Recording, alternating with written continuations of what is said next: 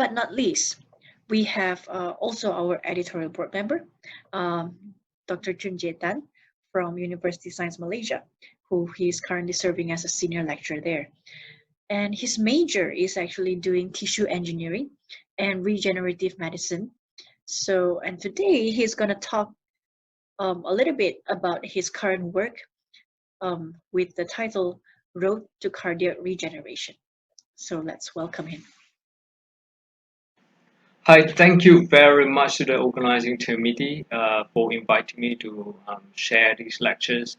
Um, my name is Tan Junji. I'm from Malaysia. I'm currently an associate professor in Advanced Medical and Dental Institute, University of Science Malaysia.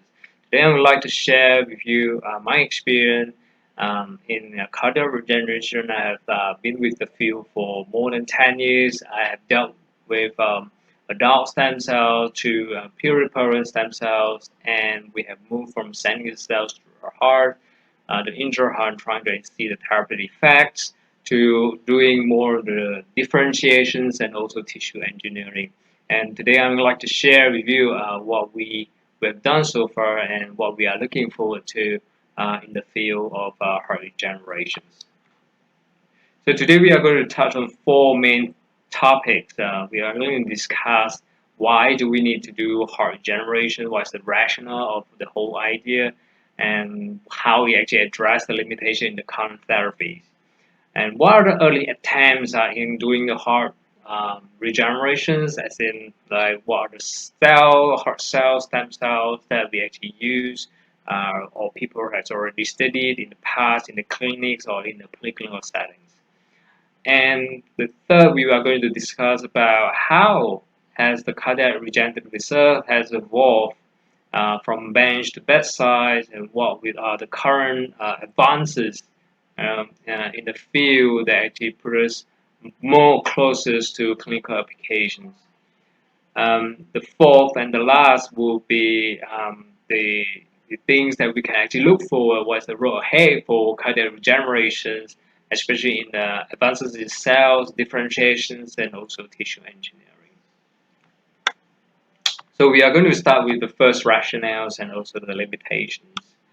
So looking back at the disease prevalence, and cardiovascular disease is still the main cause of death or worldwide. Is still costing about 17.8 million people's life.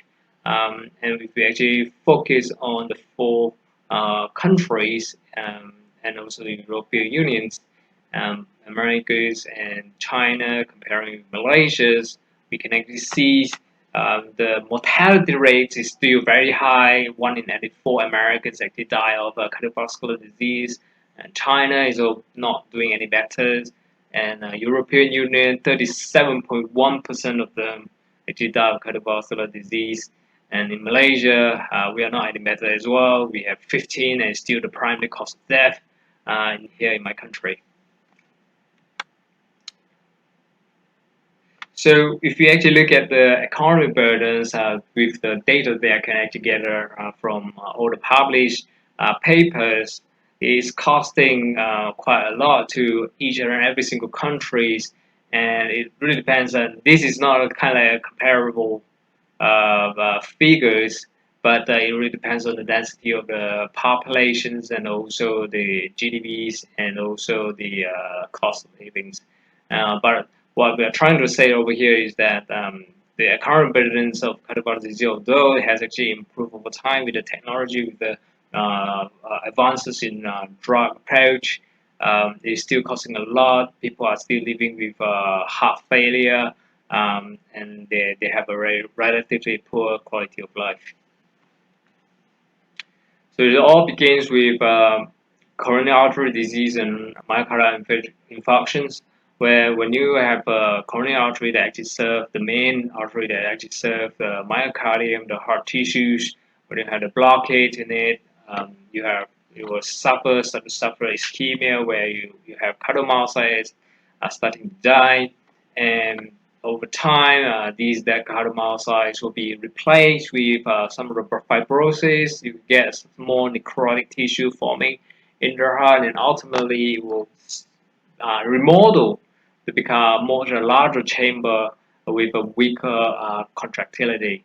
So this is what we call heart remodeling, where we're trying to actually reverse this or stop this progress, as it's kind of like irreversible when you actually get up to the end stage. So when you have heart failure, um, on the left, you can actually see this is the very nice normal human heart where you get ejection fractions of more than 70%. These are cine images that I've obtained from the Oxford Center of Magnetic Resonance. And on the right, you can actually see for the left ventricular infarcts, there are the regions of the heart that's not contracting, that's a very akinetic, and the chamber itself is quite large, and the ejection fraction is about 49%. The ejection fraction means the blood that the heart are able to pump, the fractions of blood are able to pump out of the heart. So looking back at the survival rate of heart failures, and from the day of diagnosis, after 1 year, only 75.9% of them survive.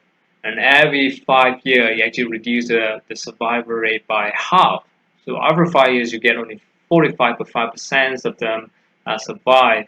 10 years later, you get 24.5%, and 15 years, you only have 12.7% of them manage to live that long. So the heart, when they actually get up to the stage where it's completely remodeled, there's nothing we can do except heart transplantations. And this is the only treatments we are able to offer after all the available therapies in the clinics. You give drugs, you give surgery, you do whatever you could to help the heart to pump again. But ultimately, it actually fails. The heart function will just deteriorate every year over time. And the only way to save the heart failure patient is by doing heart transplantations. But donor is not always available, as we know, and we also have a problem with the compatibilities. Even though you get the donors, there's a list of people, recipients. They're waiting for the compatible hearts, and it also depends on the severity. So it's not some of the off-the-shelf solutions that we are able to offer to those people with heart failure. So what are the early attempts? That's why we started to actually look into the alternatives, whether those are dead myocytes, since they cannot grow by itself in the adulthood, whether we can replenish them by sending some of the stem cells that are able to differentiate or make heart cells. And what are those cells that we have at hand to do this? So there are types of stem cells that people already explore. The one in pink are the first generation stem cell that we already put into clinical trials that have been tested. We also have come to the conclusions what are the limitations of those cells. And then we actually move into the second generation of stem cells where they are more likely to form heart cells. And that's the ultimate aim of heart regeneration, is to regrow the heart cells.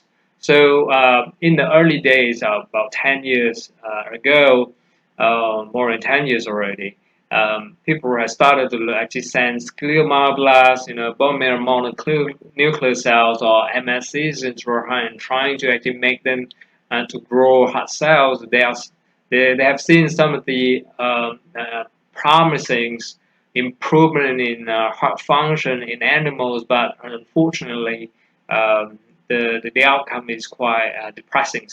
And I'm going to actually explain a little bit more on those cells in the later slide.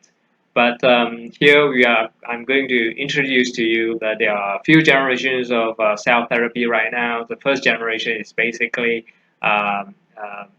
overs, and we are now looking into more cardiac poietic stem cells, which is more like cardiac progenitors, inducible stem cells, and brain stem cells. So these are the first generation and second generation cell therapy that has been put to clinical trials. You have seen there are lots of clinical trials. I'm sure they are not just this. I think there are more that we could actually summarize. I actually published the data back in 2007. So we have done lots on the first generation, and we are still looking forward to see what is coming out.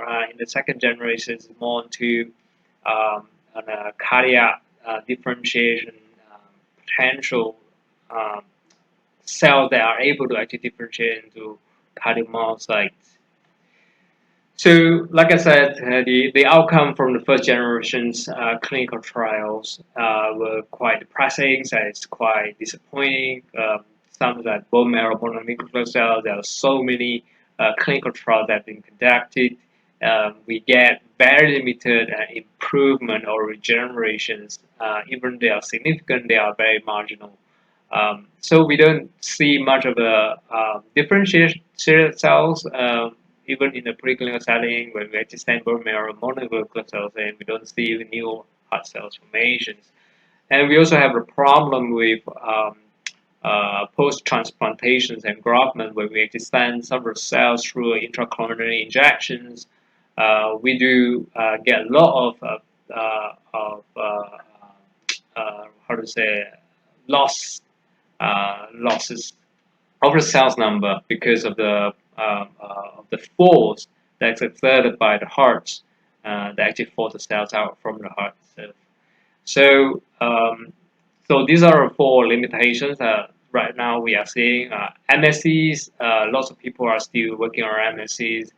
This is one of the promising cells that could actually be able to offer some of the cardiac functions, but up to this stage, when I actually dealt with mesenchymal stem cell, regardless of what small molecules or differentiation would be actually put to the cells, we hardly see them becoming a functional cardiomyocyte. They may express some of the cardiac marker, they may upregulate some of the cardiac-related or specific genes, but that doesn't mean that they can become a functional beating cardiomyocyte at the end.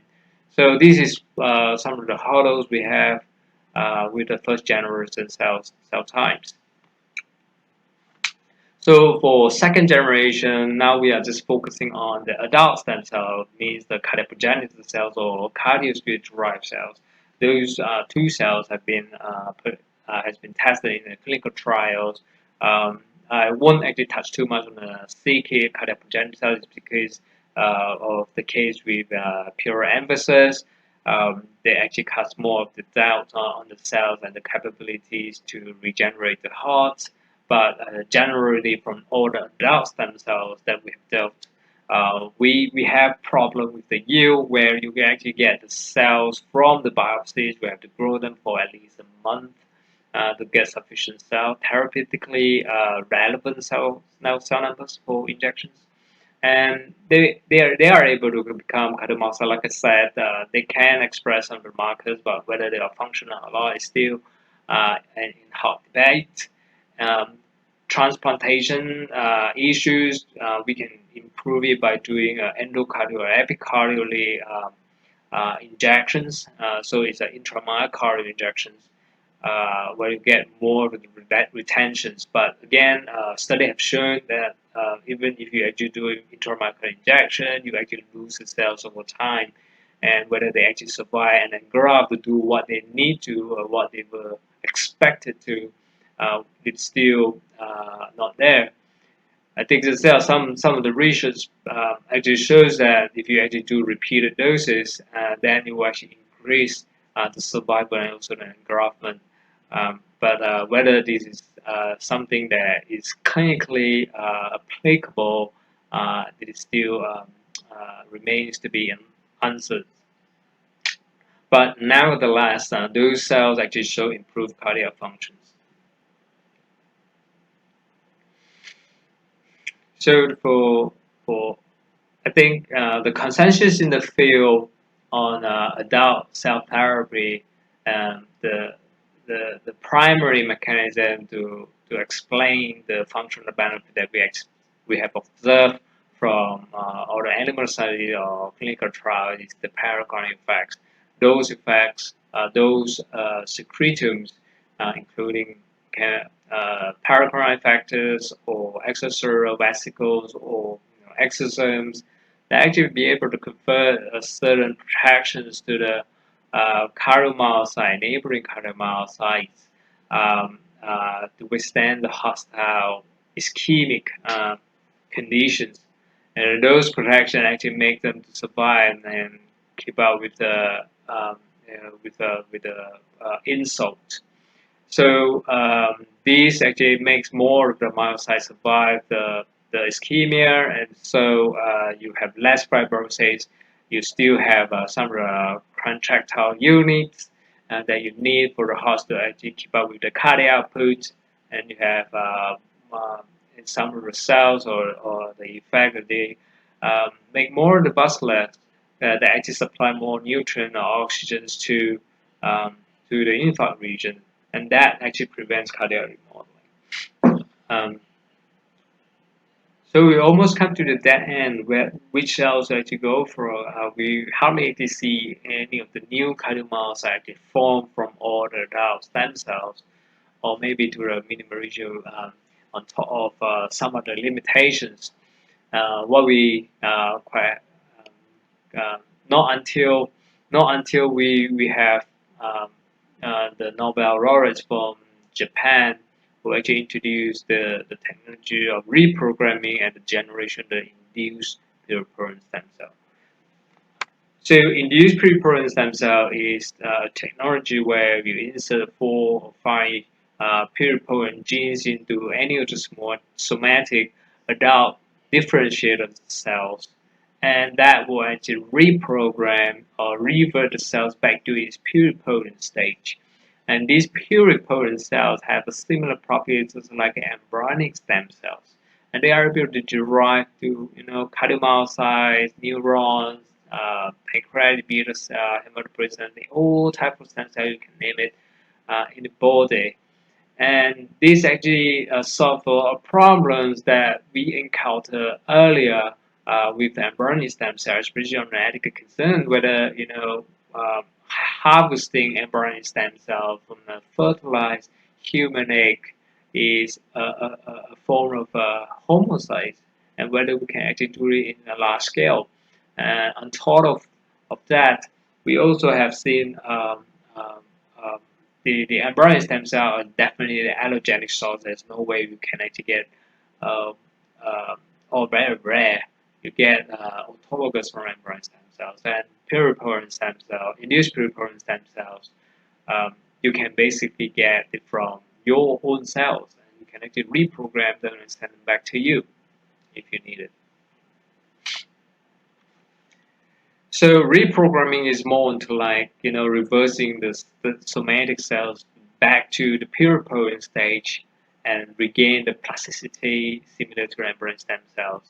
And once the cell reach the pluripotent stage, we can actually roll it back down like the rolling back marbles down to the valleys with the signal that we actually induce them to direct them to the destination that we want. So the process of doing directed differentiation will actually enable us to produce the differentiated cells that we want from pluripotent stage, and that actually opens up lots of opportunities to create or generate cells that are unable to produce at this stage using any of the adult stem cells, including cardiomyocytes.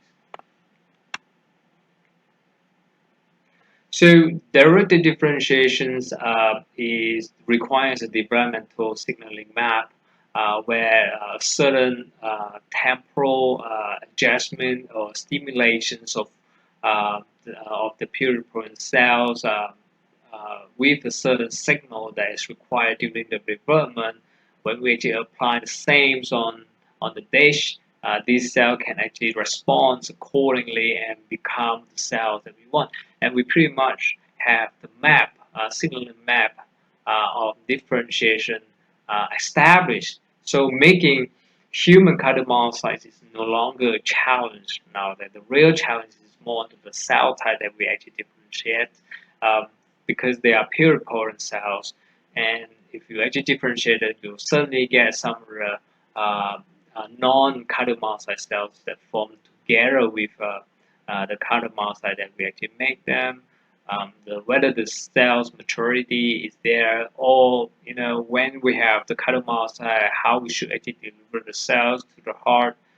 That's still very hostile ischemia, whether they can actually survive in ischemic hearts, and whether they integrate into the host myocardium and actually contributes to the function at the end. So all these are still remain to be tested. But in 2018, there were very landmark papers where Chuck Murray actually initiated this study in macaque, where he actually differentiated the embryonic stem cell derived cardiomyocytes, and they actually do it in the primates, the macaque. And he actually saw a lot of cardiomyocytes that are able to integrate into the myocardium. You can actually see on the figures the green human cardiomyocyte reconstitutes the whole myocardium extensively. That's impressive. And you can also see the therapy, the engrafted myocardium actually keep up with the muscle load. So it actually preserve the heart from getting the heart wall from getting thinner and mimicking failing going towards failing phenotypes. So although I think from that study he also shows that you have quite extensive regeneration over here using iPS cells. You'll certainly be able to achieve the same in human.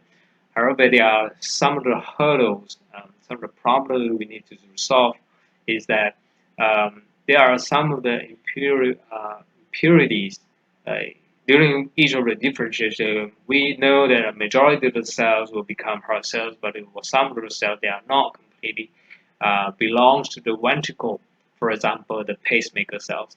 So because of some of the minor pacemaker cells that actually presence in the population that they send in, they actually trigger ectopic electricity, and that actually creates the problems of arrhythmias in the heart, where you get another electricity source that's not supposed to be there in the ventricle.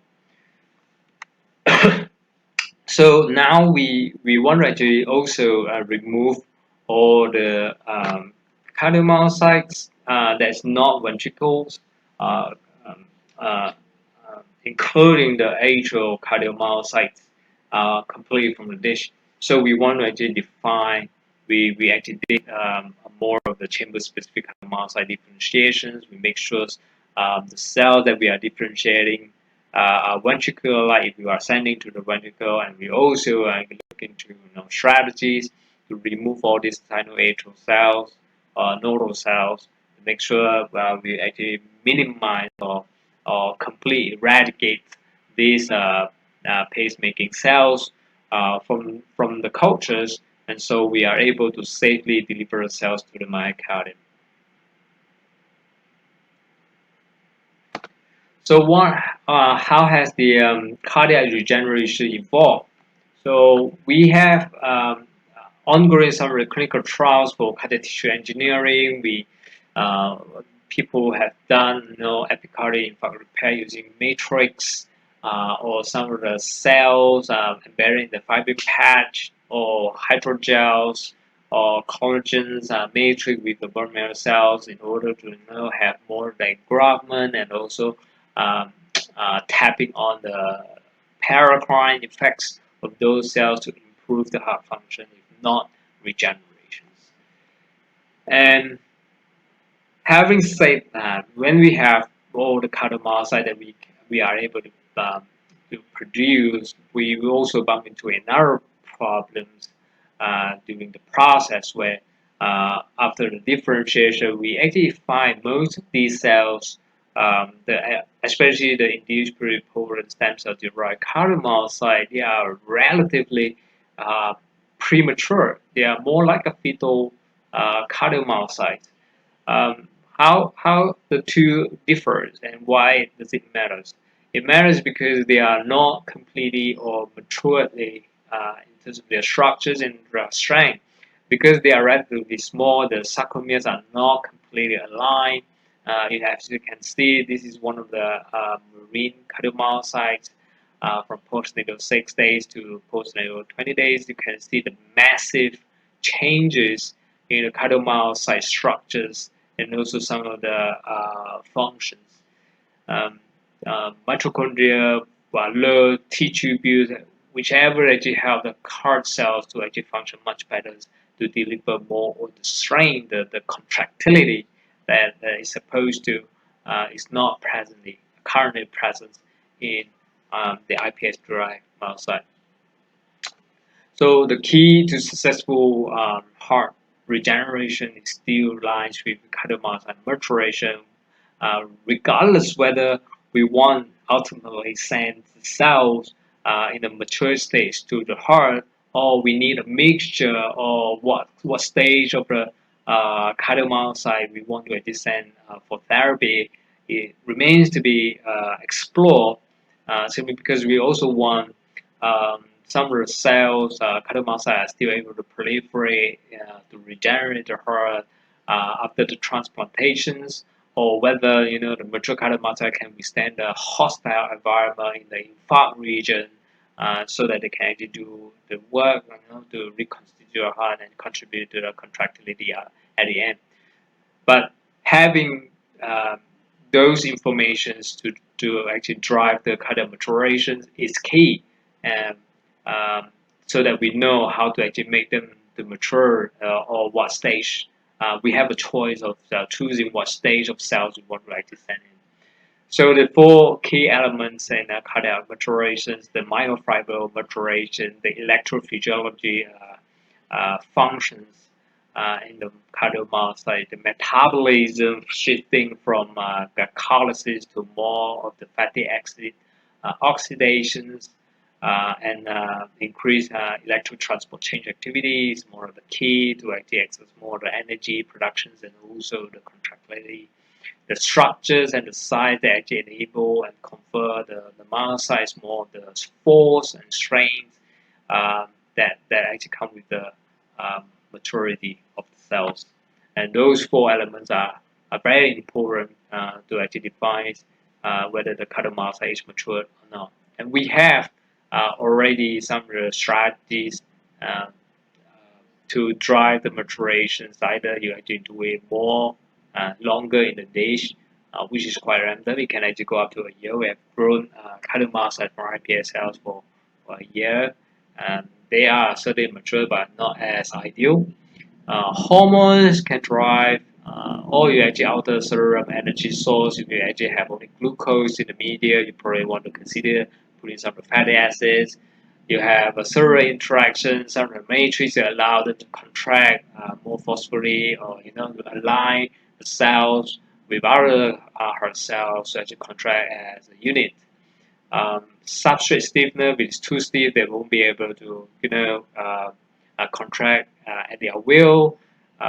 So the biophysical stimulation, electrical stimulation has already proven that it's going to drive the cardiomyocyte maturations in vitro.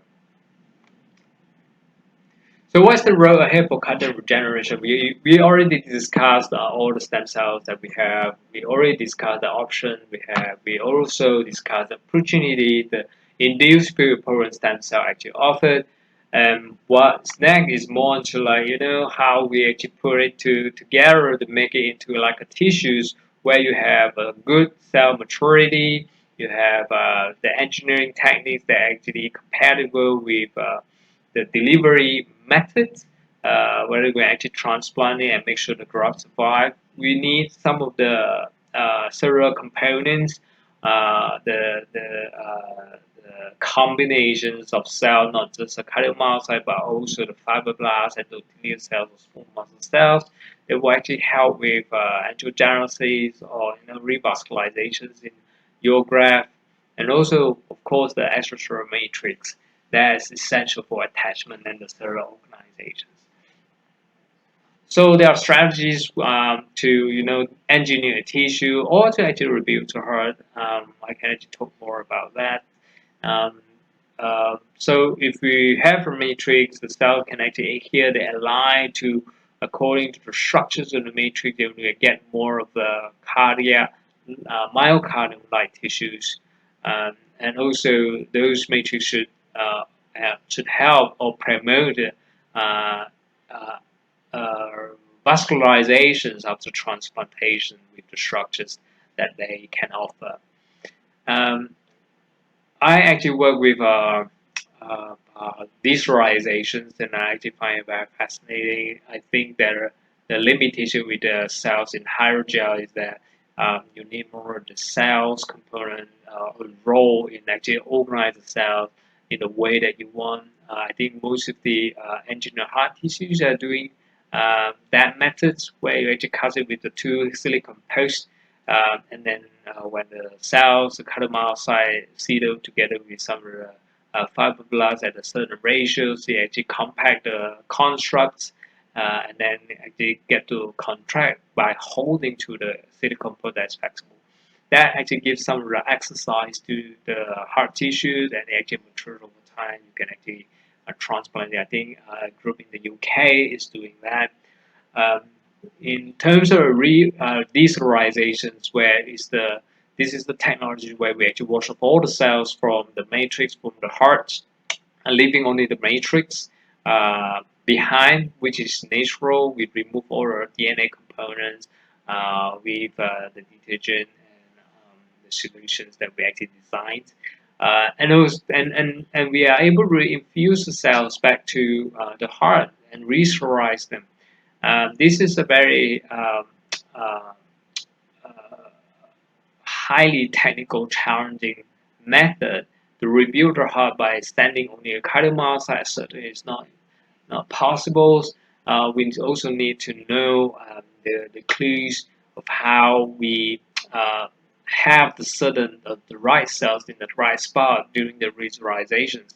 We also need to know how we can actually direct some of the uh, non-cardiomyocyte cells in the play and how we actually restructures um, or increase the restorized hearts, the complexity, the structural, functional um, restorations of the heart. Although some of the study has shown the possibility to actually restore the heart from using the cells in the digital matrix in rats, larger scales on a human myocardium um, it still requires more the research to look into how those limitations can be overcome. Alternatively, we can actually put the cells together with the right cell, right spot, spatial and temporally using a 3D printers. Um, 3D printing is fine. I think it is also has a limitation of printing the blood vessel, especially the microvessels. Uh, I believe over time, when the technology has evolved, we are able to actually make vascularization of the tissue constructs, whether using the digital matrix or 3D printing, we should be able to engineer a much thicker cardiomyocyte or myocardiums for regenerations. And the key lies with the perfusion of the constructs. So one of the projects I did together with a group in Harold's Art Group in Harvard Medical School is to re-sterilize the human heart and then look into how the cardiomyocytes survive, how they actually re-sterilize, and we are also looking into the cellular and structural complexity, how we can actually overcome some of the limitations. We have actually preserved most of the native vessels, the canals for blood vessels. We just need to revascularize those vessels with the right cells, and then we inject those cells, the cardiomyocyte into it with all the blood vessels already there. So we are able to actually envision a much thicker and cardiac construct using this method, but how to actually put it in a more defined way, more organized way. It's still under investigations. So the conclusion for my talk today is that what we have to achieve so far and what do we look forward to. The adult stem cells have limited regenerative capacities owing to the lower differentiation plasticity because they won't be able to form most of the time, not able to form functional cardiomyocytes. Parachronic influx are proven to be the primary mechanism for the functional benefit we observe in adult stem cell therapy for heart failure patients or acute myocardial infarctions.